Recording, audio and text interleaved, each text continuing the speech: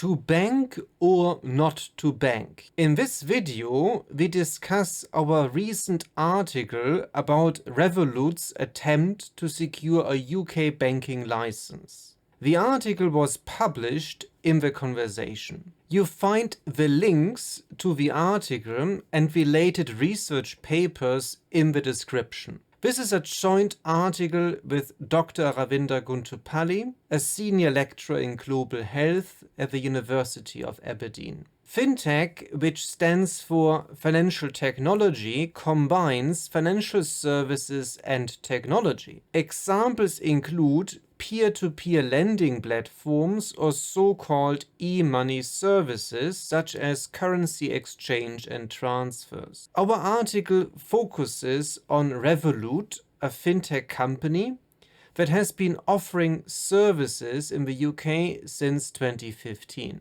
The company has operated in 18 EU countries with a banking license. However, in the UK, Revolut has struggled to obtain a license. The company had issues with reporting of their revenue related to crypto transactions. In addition, the share structure has been a problem as some shares have different voting rights. And UK regulators do not appreciate that. Why does Revolut need a UK banking license, you might ask?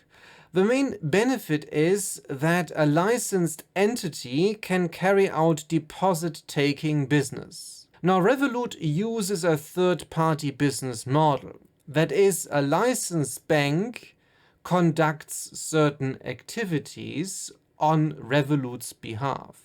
A license would reduce costs related to outsourcing, so there is a clear financial benefit. Fintech companies offer easy access to a wide range of financial services. One might argue that they contribute to enhancing financial inclusion. Financial inclusion refers to having access to formal financial services such as loans, deposits, savings, and so on. Data from the World Bank suggests that the UK seems to have reached almost perfect scores. For instance, 99.76% of respondents have personal current accounts. The issue with survey data is that the sample size does not detect people without access to financial services in the UK, and there are actually quite a few. The Financial Conduct Authority has conducted a more comprehensive study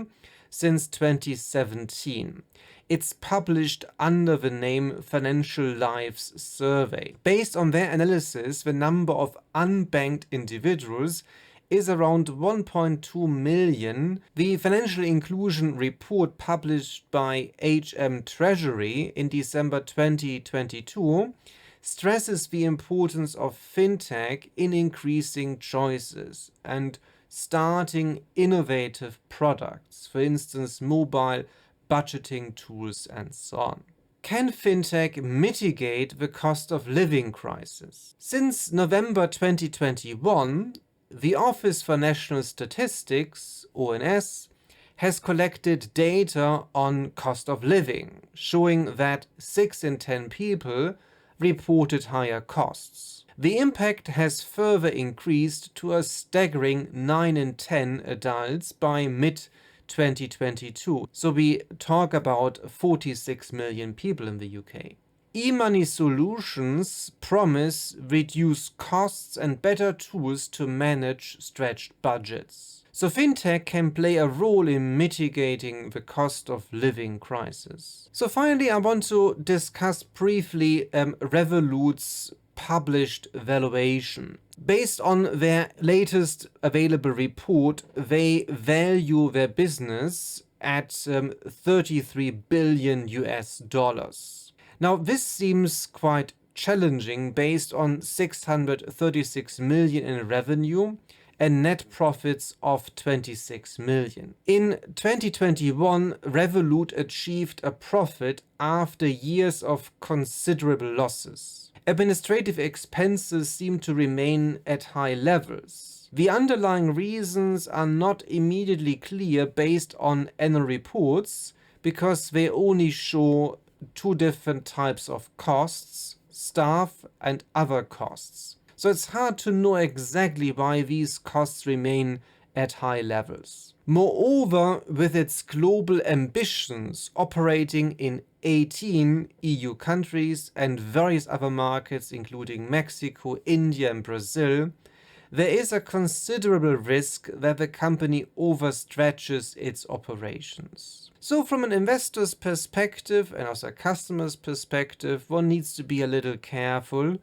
whether you can 100% trust in Revolut. Now, this concludes a brief summary of our work. For more details, please follow the links in the description. Thanks for watching. Please like and share our content to spread the joy of data analysis. Check out our Udemy courses. Links are in the description if you want to get started with data analysis. May the force be with you.